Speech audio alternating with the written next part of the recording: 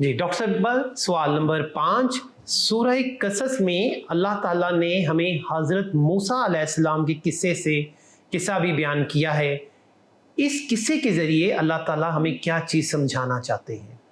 بسم اللہ الرحمن الرحیم قاسم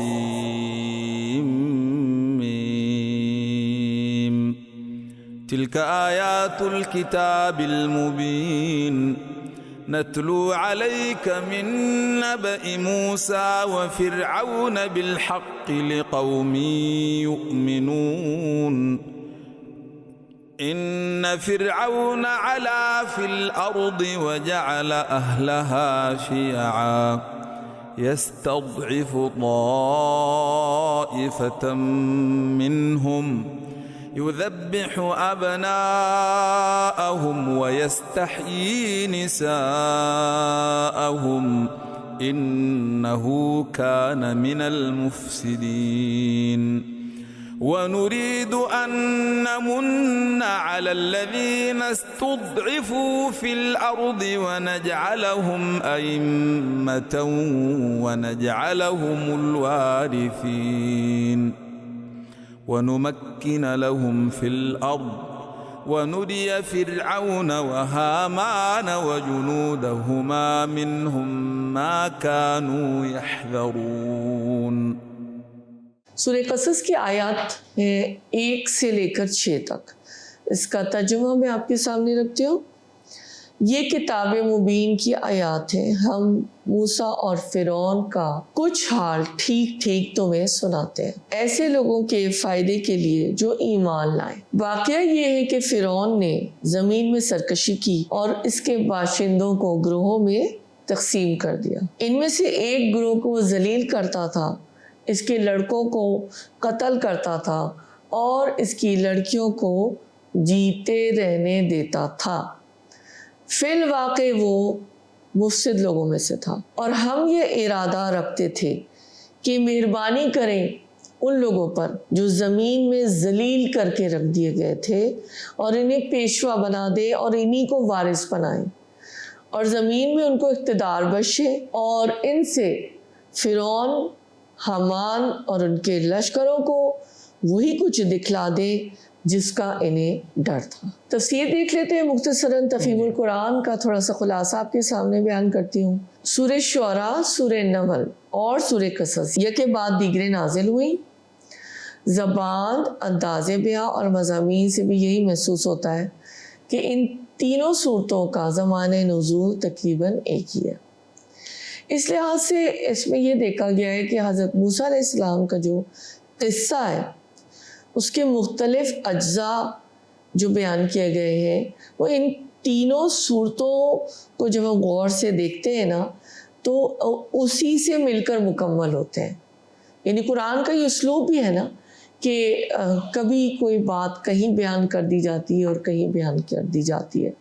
کسی جیسے حضرت موسیٰ کا قصہ قرآن کے کتنے سارے مقامات میں آئے نا، تو یہ ہے کہ سورہ نمل کے اندر یہ قصہ یکایک اب اس بات سے شروع ہو جاتا ہے کہ حضرت موسیٰ علیہ السلام اپنے اہل و عیال کو لے کر جا رہے تھے، اور اچانک انہوں نے وہاں پر ایک آگ دیکھی۔ وہاں پر نا سورہ نمل میں اس کی کوئی تفصیل نہیں مل رہی کہ یہ کیسا سفر تھا، کہاں سے وہ آ رہے تھے، کدھر جا رہے تھے۔ یہ تفصیل اس صورت میں بیان ہوئی ہے۔ تینوں صورتیں مل کر پھر قصہ موسیٰ کی تکمیل کر دیتی ہے۔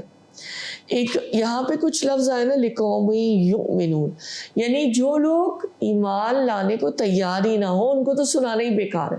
اس سے پہلے بھی ہم نے دیکھا نا کہ جو اللہ تعالیٰ نے یہ بات پچھلی آیات میں جو آپ نے جو سوال کیا تھا کہ تم مردوں کو نہیں سنا سکتے، تم اندھوں کو نہیں سنا سکتے، تم بہروں کو نہیں سنا سکتے، تو یہ بات ہے نا کہ جن لوگوں نے ہٹ درمی کا قفل اپنے دلوں پر چڑھا نہ رکھا ہو وہ اس گفتگو کے مخاطب ہے۔ جنہوں نے قفل نہ چڑھا رکھا، جنہوں نے قفل چڑھائے ہوئے، جیسے یہ علا فی الارض کا، یعنی جنہوں نے زمین میں سرکشی کی تھی، مثال کے طور پر مطلب یہاں پہ کیا ہے، فرعون، حامان، قارون، یہ سب وہ ریبیلیس تھے نا، باغی تھے نا، باغیانہ روش اختیار کی تھی، تو یعنی انہوں نے بندگی کے مقام سے اٹھ کر خود مختاری اور اللہ کا روح نعوذ باللہ دھار لیا تھا، اور وہ یہ کہتے تھے نا، یہ ہم خدا ہیں، ہماری پرستش کرو، ہمیں مانو، اور یہ تمام جو رعایا ہے وہ ہماری ماتحت ہے. اور اس کو یعنی ذلت کے گڑھوں میں انہوں نے بلکہ دبا دیا تھا نا.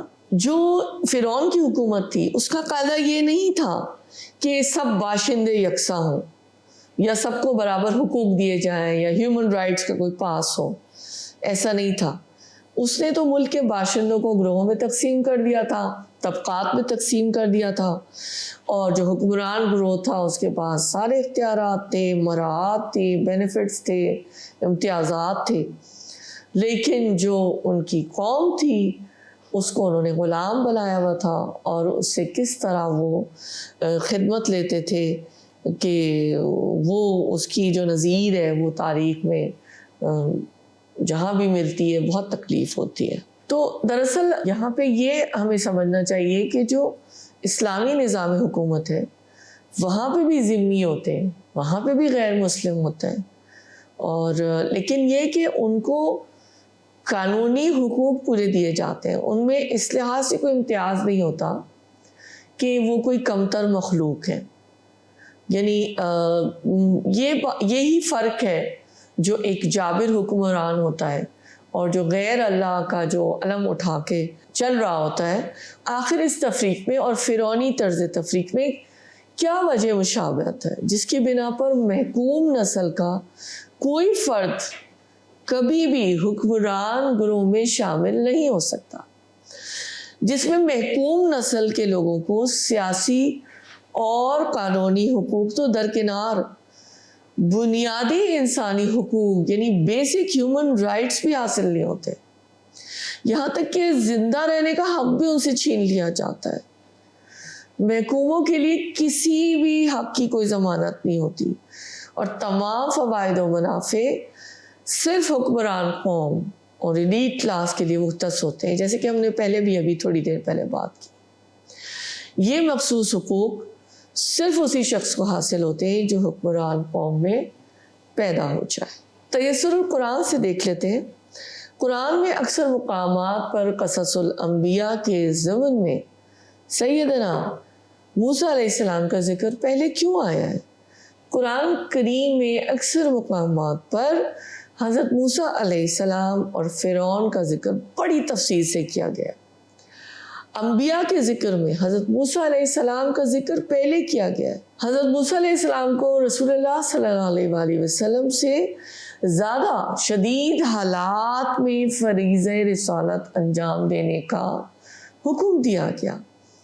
مثلا یہ کہ حضرت موسیٰ علیہ السلام جس قوم بنی اسرائیل کے فرد تھے وہاں پر فرعون نے انہیں اچھوتوں کی طرح کم تر درجے کی مخلوق اور عملاً غلام بن کر رکھا ہوا تھا، جبکہ آپ صلی اللہ علیہ وآلہ وسلم اپنی قوم قریش کے ایک فرد تھے.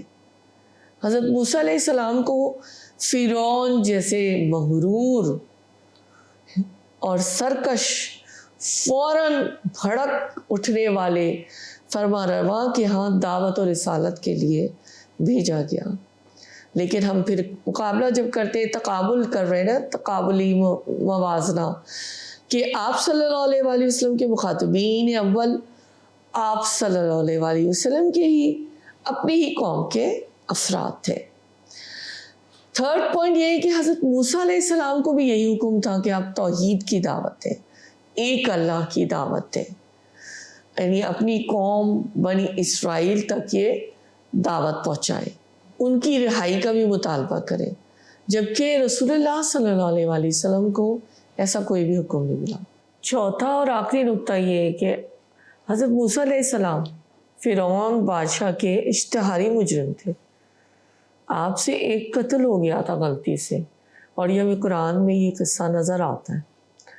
اس قصے کا انجام کیا ہوتا ہے کہ بالآخر اللہ تعالیٰ حضرت موسیٰ علیہ السلام اور ان کی ساتھیوں کی مدد کر کے انہیں فرعونیوں سے نجات دلاتے ہیں، اور فرعون اور آل فرعون کو دریا میں غرق کر کے ایسے ظالموں کا صفحہ ہستی سے نام و نشان تک مٹا دیتے ہیں۔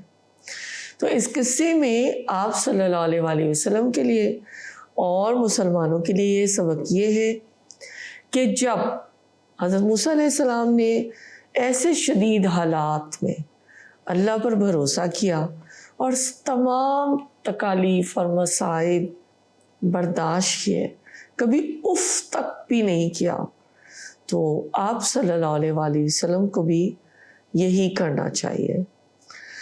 بشارت یہ ہے، خوشخبری یہ ہے کہ اللہ تعالیٰ اس معرکہ حق و باطل میں بالآخر اپنے پیغمبر اور ایمان لانے والوں کو ہی کامیاب کرتا ہے اور ان کے دشمنوں کو تباہ کر دیتا ہے، نیست و نابود کر دیتا ہے۔ جو یہ قصہ حضرت موسیٰ علیہ السلام ہے، اس کا بتانے کا اصل مقصد کیا ہے؟ یہی کہ لوگوں کو بتایا جائے کہ اللہ تعالیٰ کے نافرمانوں اور متکبروں کا کیا انجام ہوتا ہے اور پھر اللہ کے فرما برداروں کا کیا انجام ہوتا ہے۔ اس قصے سے نصیحت، ہدایت اور سبق وہی لوگ حاصل کر سکتے ہیں جو ان واقعات کو درست تسلیم کر ان پر غور و فکر کریں۔ اور یہ ظاہر ہے کون لوگ ہو سکتے ہیں؟ ایمان لانے والے لوگ ہی ایسے ہوتے ہیں جو ان قصوں کو، انبیاء کے قصوں کو، یا جو واقعات قرآن میں بتائے گئے اسے محض ایک تاریخی داستان یا افسانہ نہ سمجھتے ہو، بلکہ انہیں اس سے کیا عبرت حاصل ہو سکتی ہے یہ سوچنے والے ہوں۔ اب یہ دیکھ لیتے ہیں کہ سبتیوں کی نسل کشی کے لیے فرعون کا اقدام کیا تھا۔ مصر کی قومیت پرستی کی تحریک تو مدتوں پہلے شروع ہو چکی تھی اور اسی کے نتیجے میں بنی اسرائیل سے ایسا ناروا سلوک کیا جا رہا تھا۔ تاہم فرعون رامیس نے اس کے لیے ایک انتہائی قدم یہ اٹھایا کہ آئندہ سے بنی اسرائیل کے ہاں پیدا ہونے والے لڑکے کو فوری طور پر قتل کر دیا جائے گا اور لڑکیوں کو زندہ رکھا جائے گا۔ لڑکیاں یا عورتیں تو اسقط قبطیوں یا آل فرعون کے قبضے میں آ جائیں گی اور اسی طرح کچھ مدت بعد بنی اسرائیل کی نسل ہی ختم ہو کر مصریوں میں مدغم ہو جائے گی، یعنی ان کے اندر وہ سنک ہو جائے گی یا ان کے اندر وہ انفیوز ہو جائے گی۔ اب آپ یہ دیکھیے کہ فرعون نے یہ حکم دیا اور اس کے حکم کی تعمیل کی گئی کہ جاسوس قسم کی عورتیں مقرر کی گئیں جو بنی اسرائیل کے ہاں نوزائیدہ بچوں کی رپورٹ حکومت کو پیش کیا کرتی تھی۔ یہ محض احتیاطی تدابیر تھی، ورنہ بنی اسرائیل کے لیے تو آرڈر بالکل یہ پاس ہو چکا تھا کہ جیسے ہی کوئی نوزائیدہ لڑکے کی اطلاع ملے وہ حکومت کو فراہم کر دی جائے، اور وہ اس بات پر مجبور بھی تھے۔ دراصل ان سب چیزوں کے پیچھے ایک پس منظر ہے اور وہ یہ ہے کہ فرعون کو ایک پریشان کن خواب آیا تھا جس کی نجومیوں نے اسے یہ تعبیر بتائی تھی کہ بنی اسرائیل میں ایک لڑکا پیدا ہونے والا ہے جس کے ہاتھوں فرعون اور اس کی حکومت تباہ ہو جائے گی، اور فرعون نے اسی خطرے کے سدباب کے لیے بنی اسرائیل کے لڑکوں کے قتل کا حکم دیا تھا۔ فرعون نے بنی اسرائیل کو مکمل طور پر کچل دینے کے لیے یہی اقدام مناسب سمجھا۔ مظلوم بنی اسرائیل پر دراصل اللہ کی نظر و کرم تھی، یعنی فرعون تو اس مظلوم گروہ کا مکمل طور پر استحصال کر رہا تھا اور کرنا چاہتا تھا، مگر اللہ تعالیٰ کو کچھ اور ہی منظور تھا۔ اللہ تعالیٰ تو یہ چاہتے تھے کہ ایسی سفاک اور ظالم قوم کا استحصال ہو، یعنی یہ ختم ہو جائے۔ جن بیچاروں پر ظلم و ستم ڈھائے جا رہے تھے انہیں نہ صرف نجات دلائی جائے बल्कि इन्हीं जालिमों की जायदादों और मुल्क का वारिस भी बना दिया जाए, दीन की इमामत भी उनके सुपुर्द कर दी जाए और दुनिया की सरताजी का ताज भी इनके सर पर रख दिया जाए। अल्लाह ताला की सुन्नत जारिया भी यही है कि वो जालिमों और मुतकब्बिरों से ज़मीन को खाली कराकर उनकी जगह उन मजलूमों को आबाद करता है जिन पर जुल्म ढाए गए होते हैं। इसी तरह जब हम देखते हैं तो फिरौन, हामान और उनके साथियों की कोशिश ये थी कि बनी इस्राइल को इतना कमज़ोर बना दिया जाए कि वो आइंदा सर उठाने के काबिल ना रहे। इसी गर्ज से उनकी नस्ल ख़त्म कर देने की स्कीम तैयार की गई थी, यानी कि उनकी नस्ल कुशी करना चाहते थे, एथनिक क्लेंजिंग जिसको हम कहते हैं। जिस खतरे का उनको डर था, अल्लाह ताला की मशीयत ने आखिरकार उसको बिल्कुल ही उन्हीं पर उल्टा दिया और हमें पता है कि वो नाकाम हो गए। तो जो सवाल था उसका अमली नुक्ता यही निकलता है और बहुत वाज़ेह कि अल्लाह ने हमें इन आयात के ज़रिए से यही सिखाया है कि फ़िरौन के मज़ालिम और उसका बदतरीन किरदार बताया है कि वो इबरत का उसको सामान बना दिया गया और वो ता क़यामत जो है वो पूरी इंसानी तारीख़ के लिए और मुस्तक़बिल के लिए भी वो इबरत का निशान है। अल्लाह ताला ने मज़लूमों को भी गालिब करके दिखाया और बशारत ये है कि अल्लाह ताला इस मार्के हक़ व बातिल में बिल आखिर ईमान वालों को और अपने पैगंबर को ही कामयाब करता है और उनके नाफरमान, मुतकब्बिर और दुश्मन ही तबाह और बर्बाद हो जाते हैं।